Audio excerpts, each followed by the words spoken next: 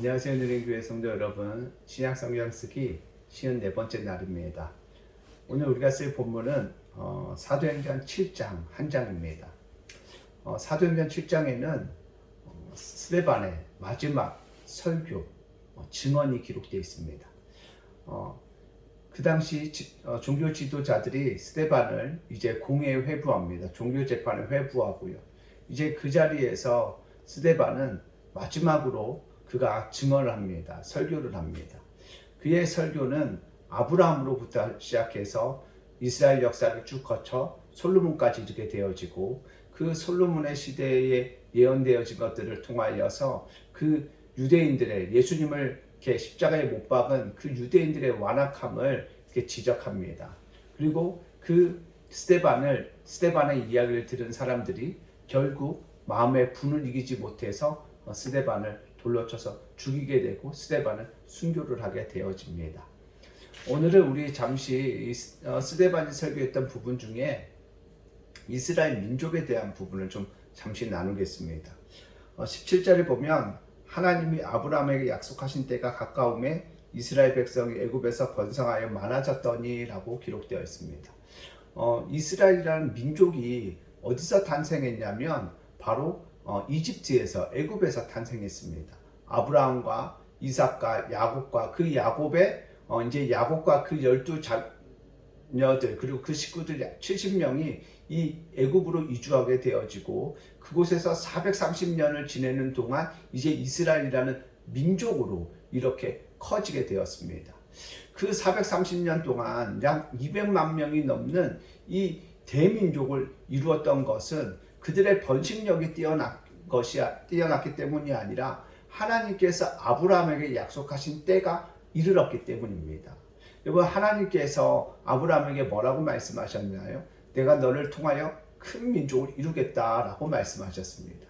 그리고 하나님께서는 그때가 언제인지에 대해서도 분명하게 말씀하셨습니다. 여러분, 하나님은 아브라함하고 약속하셨는데 그 약속을 이루는 그때, 그 이스라엘 백성들이 막 이렇게 번성되어진 그때 아브라함은 생존하지 않았습니다. 아브라함이 죽은 지 아주 오래되었습니다. 그럼에도 불구하고 하나님은 그 아브라함과의 약속을 기억하셔서 아브라함과의 약속하셨던 그때에 하나님은 그 민족을 크게 하셨습니다. 그 당시에 애굽 사람들이 비공식적으로, 그리고 또 한 번은 공식적으로 총 3번에 걸쳐서 이스라엘 백성들의 그 이렇게 출산하는 것을 제한하는 정책을 펼치지만, 그럴수록 성경에 보면 그럴수록 이스라엘 백성들은 더 불어났다라고 되어 있습니다. 그 이유가 무엇인가요? 바로 하나님의 때가 이르렀기 때문입니다. 하나님의 때에는 하나님께서 역사하시고 이루어 가십니다. 아무리 사람이 방해하고 상황이 방해해도 막아낼 수가 없습니다. 왜냐하면 하나님은 전능하신 분이시기 때문입니다. 여러분, 하나님께서는 아브라함에게 약속하셨고, 아브라함이 없는 그 상황에서도 아브라함과의 약속을 기억하셔서 그때에 이루셨습니다. 여러분, 우리는 이것을 통해서 신실하신 하나님, 아브라함에게도 그러하셨듯 그 하나님은 저와 여러분에게도 신실하시다는 사실입니다. 그리고 그 하나님께서 말씀하신 그때에 우리에게 하나님의 약속을 성취하시는 은혜를 베풀어 주시는 줄 믿습니다.